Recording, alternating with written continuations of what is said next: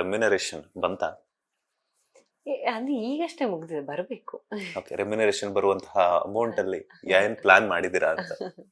ಏನು ಪ್ಲಾನ್ ಮಾಡಿಲ್ಲ, nothing plan ನಾವು ಬಂದ ಮೇಲೆ ಯೋಚನೆ ಮಾಡ್ಬೇಕು. ಓಕೆ, ಬಿಗ್ ಬಾಸ್ ಜರ್ನಿಯಿಂದ ಒಂದು 3 ಮಂತ್ಸ್ ಇಬ್ಬರ ಮಧ್ಯೆ ಒಂದ್ ಸ್ವಲ್ಪ ಗ್ಯಾಪ್ ಬಂತು. ನೆಕ್ಸ್ಟ್ ಎಲ್ಲಾದ್ರೂ ಟ್ರಿಪ್ ಪ್ಲಾನ್ ಮಾಡೋಣ?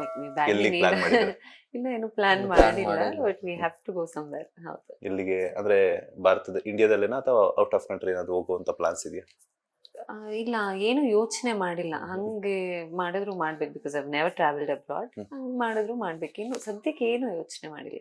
ಓಕೆ, ಇವಾಗ ನೀವು ನೋಡ್ತಿರ್ತೀರಿ ಬಿಗ್ ಬಾಸ್, ಅವಾಗ್ಲೇ ಹೇಳ್ದೆ, ಪದೇ ಪದೇ ಇದೇ ಬಗ್ಗೆ ಮಾತಾಡ್ತೀರಿ ಅಂತ ಬೇಜಾರಾಗ್ಬಿಡಿ. ಬಿಕಾಸ್ ಯಾಕಂತಂದ್ರೆ ಇಲ್ಲ, ಈಗ ಬೇಜಾರಾಗಲ್ಲ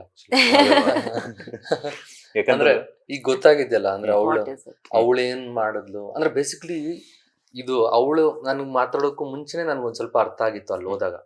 ಅಂದ್ರೆ ನಾನು ಹೋದ್ನಲ್ಲ ಒಳಗಡೆ, ನಾನು ಒಳಗಡೆ ಹೋದಾಗ ಇದೆಲ್ಲ ಹೇಳ್ಬೋದಾ ಏನು? ಅಂದ್ರೆ ಅಲ್ಲಿ ಹೋದಾಗ ನನ್ಗಂದ್ರೆ ಅವ್ರನ್ನೆಲ್ಲ ನೋಡಿದ್ನಲ್ಲ, ಅಲ್ಲಿರೋ ಆಟ ಆಡ್ತಾ ಇರೋರು ಎಲ್ಲಾರನ್ನು.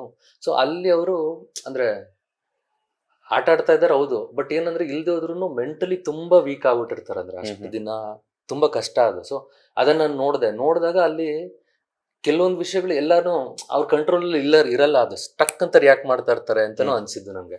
ಎಮೋಷನಲಿ ನಾವು ಹಾ, ತುಂಬಾ ತುಂಬಾ ವೀಕ್ ಆಗ್ಬಿಟ್ಟಿರ್ತಾರೆ ಅಂತ.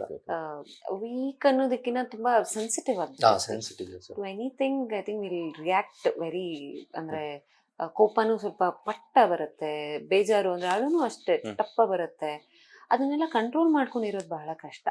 ಸೊ ಆ ಪ್ರಯತ್ನದಲ್ಲಿ ನಾನೆಲ್ಲೋ ಒಂಚೂರು ಗೆದ್ದಿದ್ದೀನಿ ಅಂತಾನೆ ಅನ್ಸುತ್ತೆ. ಎಕ್ಸ್ಟ್ರೀಮ್ ಬಿಹೇವಿಯರ್ಸ್ ಹೋಗ್ದಿರ ಆ ತರದ್ರಲ್ಲಿ ಇವಳು ಅಷ್ಟು ದಿನ ಅಲ್ಲಿದ್ದು ಅದನ್ನ ನನ್ಗೆ ನಾನು ಎಷ್ಟು ಅವರ್ ಇದ್ದೆ, ಒಂದು 13 hours ಏನೋ ಇದ್ದೆ ಅಷ್ಟೇ.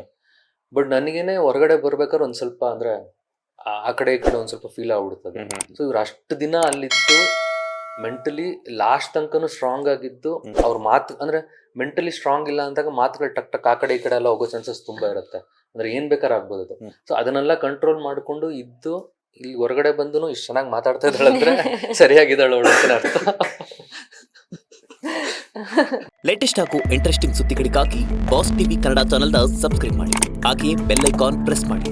ಇದರ ಜೊತೆಗೆ ಫೇಸ್ಬುಕ್, ಇನ್ಸ್ಟಾಗ್ರಾಮ್, ಎಕ್ಸ್ ನಲ್ಲೂ ಮಿಸ್ ಮಾಡದೆ ಫಾಲೋ ಮಾಡಿ.